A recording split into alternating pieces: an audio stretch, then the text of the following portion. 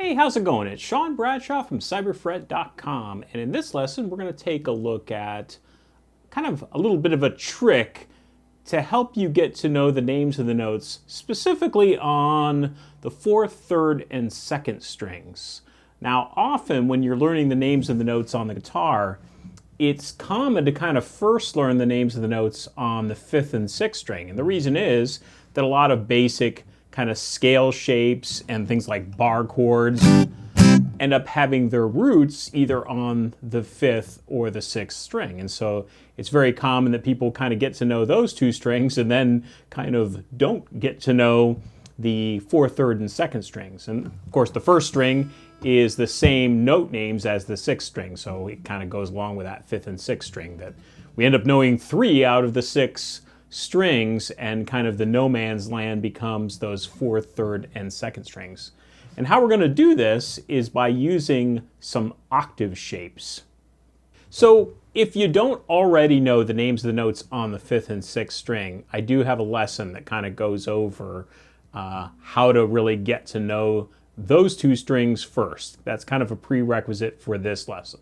So with that said, first, I said that we're going to be using a trick of an octave shape to find the names of the notes on the fourth, third, and second strings. And so what is an octave? Well, if I was to play a basic major scale, I'm just going to play an A major scale here. And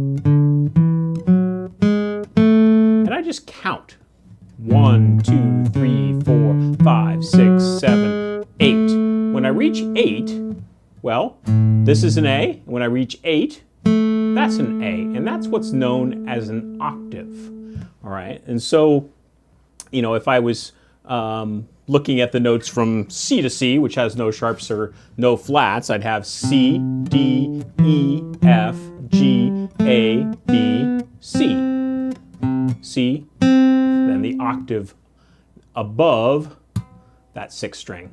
And so right there, that is our first octave shape that we're going to be taking a look at, and voila, it is to help find the name of the note on the fourth string. So if you're trying to find what the name of a note is on the fourth string, what we're going to do is find that name of the note on the sixth string, and then go 2 strings higher and 2 frets higher. So if an A note is on the 5th fret of the 6th string, then an A note is going to be on the 7th fret of the 4th string. And you can do this, you know, backwards as well as, you know, if I say, I don't know what the name of this note is. Oh, but I do know that that is a C. So if you just kind of learn this basic shape. Now, the fingering I'm using for this, I could use my first and third finger like that, but it's a little bit more of a stretch. Often when I'm playing octave shapes, I will use my first and my fourth finger like this. Now, there's all kinds of musical reasons to use octaves. We're just kind of using these octaves right now really to find the names of the notes. So, fourth string, 2 strings higher, 2 frets higher than the 6th string. Now, if I want to find the notes on the 3rd string, it's really the same shape. So what I'm going to do is, if I find the name of the note on the 5th string, so if I'm trying to find a D note on the 3rd string, I'm going to find a D note here on the 5th string, which is going to be at the 5th fret, and then I just go 2 strings higher, 2 frets higher, and that octave shape. So now all that's left is finding a trick to learn the names of the notes on the 2nd string. And in this case, we have a different shape we need to use. So in this case, what we're going to do is we're going to use the 5th string as our reference, but this time what we're going to do is go 3 strings higher and 2 frets backwards. All right, so here to here. And so go 3 strings higher, 2 frets lower on the neck. So if I need to find what the name of the note is on the second string, again, if I was trying to find a D note, then I would find a D note on the fifth string, and then use this octave shape to find that D note that's on the second string there. So really, with those kind of two shapes, really, we had this octave shape, which worked for starting on the sixth string and the fifth string, and that helped us get to know the fourth string notes and the third string notes, and then this one shape helps you with the second string notes. Now, well, that's the only octave shapes that you really need for the most part for just our little trick of finding the names of the notes on the fourth, third, and second strings.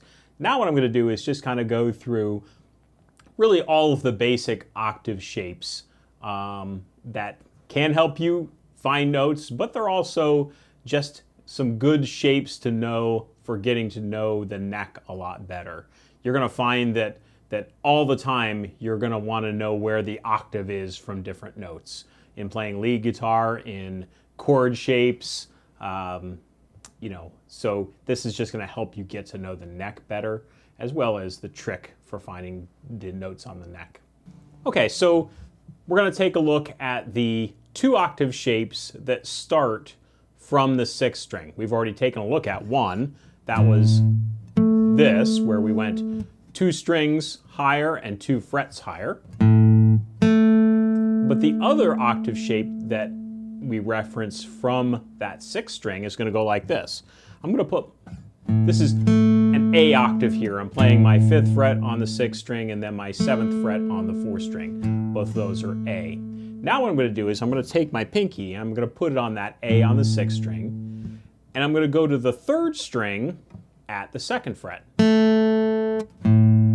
It ends up being exactly the same 2 notes as this, but it ends up being a different shape for an octave starting on that 6th string. So I'm either going up 2 strings and up 2 frets, or I'm going up 3 strings and down 3 frets for that. In taking a look at the octave shape starting on the 5th string, again, we've already taken a look at this one. So here's a D note, and here is a D note. And we've actually looked at the other one as well, because that's how we found the name of the note on the 6th string. So I have a D here on the 5th fret of the 5th string, and my D is right there on the 3rd fret of the 2nd string. So those are the 2 reference octaves from the 5th string. Now we have from the 4th string, and this is a new octave shape. And here I have a G note that's on the 4th string at the 5th fret, and if I go 2 strings higher and 3 frets higher, then I would have a G note on that 2nd string. Okay, and while this particular shape is not necessarily used as a reference because it's kind of 2 less common strings that people know, so on the 4th string and the 2nd string, those are usually 2 strings people don't know as well, so it's not necessarily a good one for an initial reference to find the name of the note. It is one that will help you kind of find different notes at different times. You may know that this is a G, and it'll help you find where a G is on the 4th string, even though you might have found it from this shape because you're more familiar with the note on that 5th string. So we have up 2 strings, up 3 frets, and then the other shape is this, where we go up 3 strings and down 2 frets. And this again can be a shape where we use this octave to help find the note on the 4th string, but we could use this as well because the note on the 1st string is the same note name as the 6th string, and then this that helps find that note on the 4th string. And then one other shape we've got is starting on the 3rd string, and this one we only have one shape, and it's really the same shape that we had right here, where we're going to go up 2 strings and up 3 frets. So that kind of gives us all of the basic octave shapes that are within reach. I mean, we can do things where we're reaching over, but this is kind of within reach. We have for the notes starting on the 6th string, for starting on the 5th string, for starting on the 4th string, and then for starting on the 3rd string, we have that shape. All right, so get to know those basic ones that we started this lesson with first, and that'll really help you kind of round out your knowledge of where the names of the notes are on the neck, and then start to learn those other octave shapes, again, for other ways to reference the notes, and also for different musical reasons. You know, there are going to be times all the time where you're going to need to use some different octave shapes. Have a good one.